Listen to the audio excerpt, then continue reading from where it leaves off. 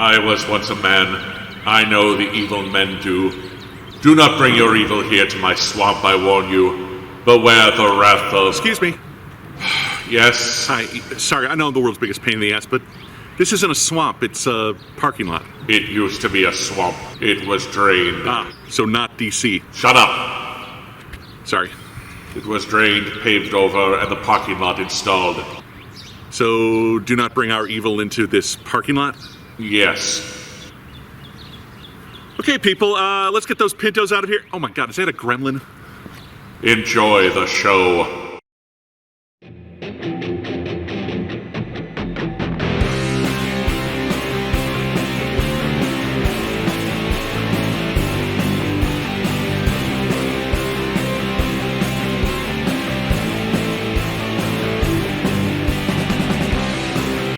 Look, Sal, I don't care how many listeners Hello from the Magic Tavern has. I'm a Chicago guy who's been saying enjoy the show for over a decade, so serve those copyright papers. And another thing, hi everyone, welcome back to Comic Book Issues. I'm your host, Brian Hines.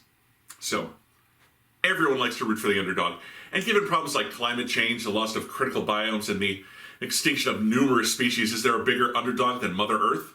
And when Mama Planet needs help, who does she call upon? That's right, Captain Planet. But today we're going to talk about Swamp Thing.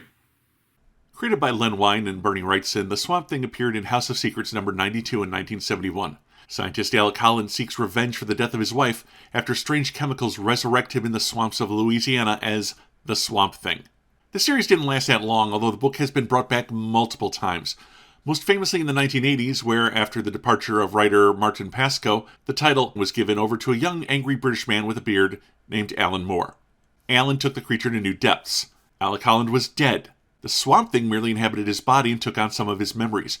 Really, he was an earth elemental serving the green, also known as the Parliament of Trees, the collective consciousness of all plant life on Earth. This new, less human Swamp Thing would travel to Hell, fight aliens, and even fall in love and father a child with Abigail Arcane, thanks to a little surrogacy by John Constantine. Further volumes of the book have been written by such luminaries as Grant Morrison, Brian K. Vaughan, and Scott Snyder, who relaunched the book as part of the New 52, and along with story elements in Animal Man, introduced two new parliaments, the Red, representing animal life, and the Rot, representing decay. Not to be confined only to comics, Wes Craven directed a Swamp Thing movie starring Louis Jourdan, Adrienne Barbeau, and stuntman Dick Durock as the Swamp Thing, a role he would play again in the cheesier Return of the Swamp Thing, featuring Heather Locklear at the height of her 80s hotness, and then on a TV show that ran for several years on the USA Network. In fact, Return of the Swamp Thing is now up for the Rift Tracks treatment as of their March 2022 Kickstarter. Most recently, the Swamp Thing, played by Derek Mears, returned to TV for a single season on the DC Universe streaming service, with the series eventually being rerun on the CW. So a long storied history running the gamut from superheroes to horror to science fiction. But now the Swamp Thing is back in a 3-issue series called Swamp Thing Green Hell, part of the oversized softcovers published as part of DC's Black Label line. Can DC once again make the Swamp Thing the undisputed king of comic book horror? Let's take a closer look and find out. Written by Jeff Lemire and drawn by Doug Mahnke, this is Swamp Thing Green Hell, Issue 1. Ronnie and her father Donald work a fishing boat. Sadly, all they pull from the sea is junk, little of which is salvageable. Ronnie wonders what the loner on the lighthouse island eats, but her father reminds her to stay away from that man, and they return to the cove. As Ronnie runs off to play, Donnie shares some of his salvage with an older man, Georgie. He's very interested in that open-faced club. You know, the Sand Wedge. Open-faced club sandwich. Unfortunately, they're interrupted when an alarm is sounded as several boats are on their way to the bay. Pirates. Donnie reminds the armed men they had an agreement. They get paid at the end of the month, but their leader lets them know that they make the rules. The raiders begin stealing chickens and other food, and when Donald protests, he gets a kick in the huevos for his trouble. The leader taunts him. The world will soon be completely underwater, including this little cove, which is actually a mountaintop. Ronnie is brought out. Is Donald going to teach her how to be weak, or how to truly survive? The raiders don't know the first thing about true survival, protecting the ones you love. The leader turns out to be Ronnie's uncle, and he tells her that his sister killed herself rather than watch her family slowly die, and with that, the pirates leave. Meanwhile, a dead bird and some blades of grass have a discussion about how life and death are out of balance. They are joined by flies who agree. The world will not come back into balance in time to save the planet. These are the parliaments of the green, or plant life, the parliament of the red, or animal life, and the rot, the parliament of the black. and they are all in danger of disappearing forever if the Earth can no longer sustain life. If plants and animals can talk, you have to wonder what else can. Oh man, is Brian ever going to stop farting? Ha ha ha! Good thing we don't have noses! And yet, I still smell it. Humanity has destroyed the planet with chemicals. They need to go, but the rot only serves the other two, and the red will not move against animal life no matter how awful. So, it falls to the green to finish off the human race. Ronnie and her dad have an uncomfortable moment. Was it true? What her uncle said about her mother? He deflects and goes to a meeting. The adults are arguing between peace and violence when Georgie suggests the lighthouse. That's shot down. The man living there is much, much worse than the raiders. They agree to fight back, and one of the men has been waiting for this day.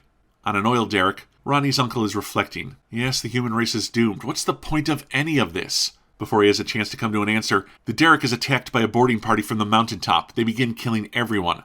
Uncle's throat is slit, and his body falls into the deep, dark sea.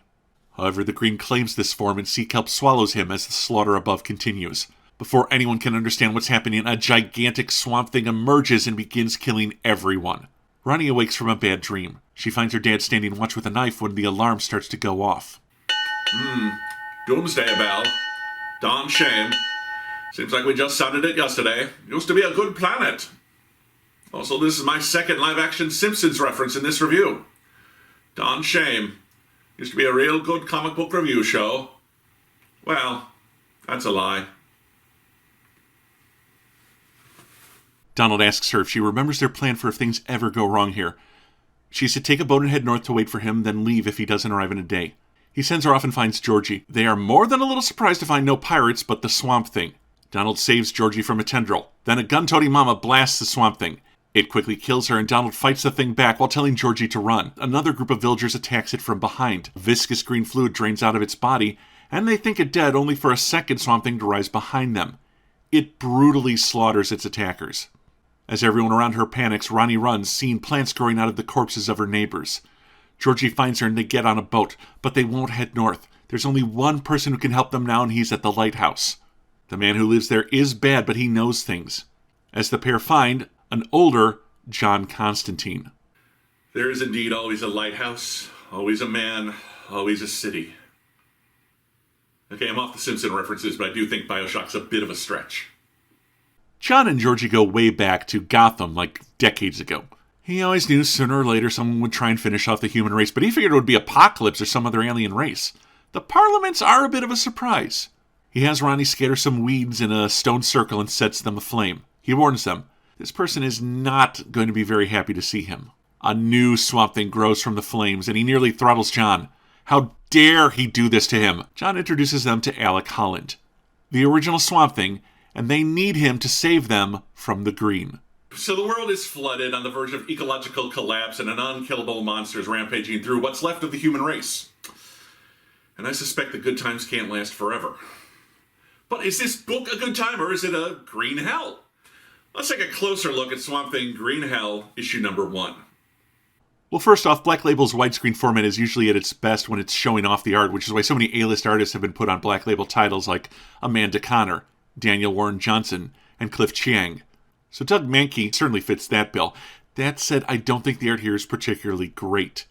He really only draws the one monster in the book, and the man's a master at drawing monsters and aliens, so this first issue feels like a little bit of a waste of his talents.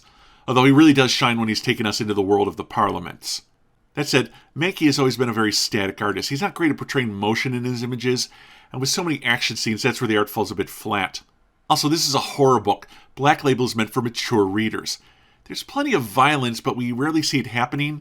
We get dead bodies, dismembered body parts, but precious little in the way of gore and blood. If you're working in the R-rated format, why not take advantage of it and go all out? The action is kind of dull, and unfortunately the horror is not shocking or scary.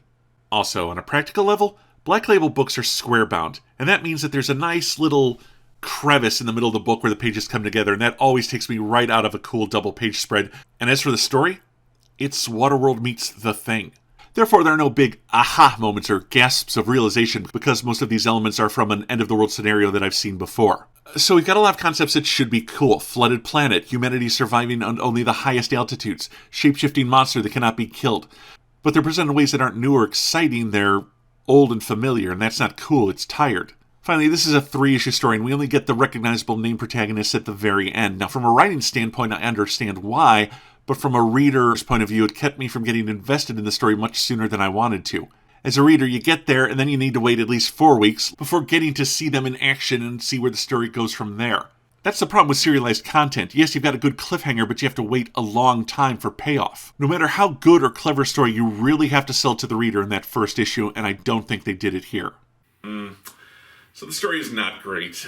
It has an A-list creative team, but everything feels like it's been done before, and the violence isn't nearly as graphic as I would like for an adults-only title. Also, was there a reason that the government, superheroes, or benevolent aliens that exist in the DCU couldn't save the Earth? Still, that scene with the Parliaments was pretty cool.